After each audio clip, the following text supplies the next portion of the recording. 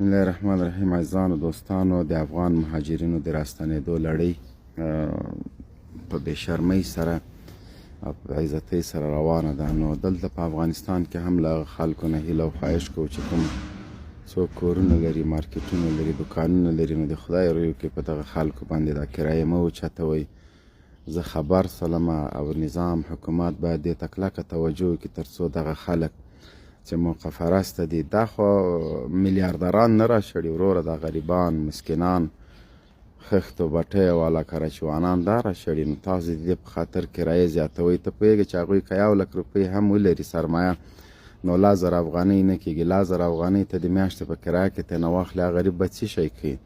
نو ټول افغانان نه مې هیله دا ده، بالخصوص هغه خلک چې دوکانونه لري، مارکیټونه لري، کورونه لري، په کرایه ورکوي، نو ډېر ګزاره وکړئ. که چېرته کرایه نه شئ کمولی، کم از کم کرایه زیاتوئ مه.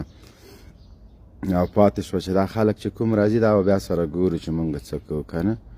نو د کرایې فوز او د پاکستان د مردود حکومت لپاره دا د شرم وړ خبره ده چې د افغانانو سرمایه کنګل کوي.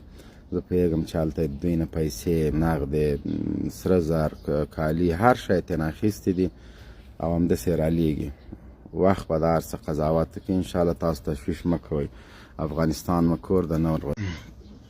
افغانانو سلام. د خدای بندګانو، تاسو په څه شي خفه یاستئ؟ تندیم تروش تروش نیولي دي، ولې مهاجر سړي وروره څه له امریکا نه خو نه ډیپورټ کوي؟ پاکستان یو قرضداري ملک نم راوړي دلته ورور افغانستان ته راځئ، شنې مزې بیا دې پسرلي کې روپۍ ارزش یې څه کوي چې ولاکه ډوډۍ دې سړیتوب وي، ولاکه هوا دې سړیتوب وي. دې ښکلي موسم ته راځئ. که زړه مو په ننګرهار کې اوسئ،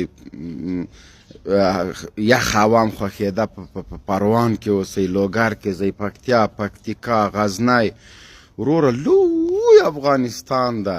هر جیته نر غوندې تلای سې، نه څوک درنه شناختي کارت غواړي، نه ته به وایې له امریکا یا له بلجیم نه یې ډیپورټ کړی، وایي بلجیم مې بیا خولې ته راغی.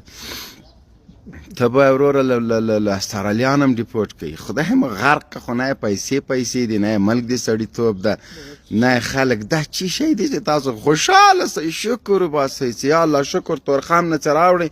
د افغانستان خاوره ما چې کوي خدای مو بیخ وباسه. تاسو کبر کړی ده، تاسو دې مور سره خیانت کړی ده. نو راځئ وروره ګوله بس ته ذاتي په خدای.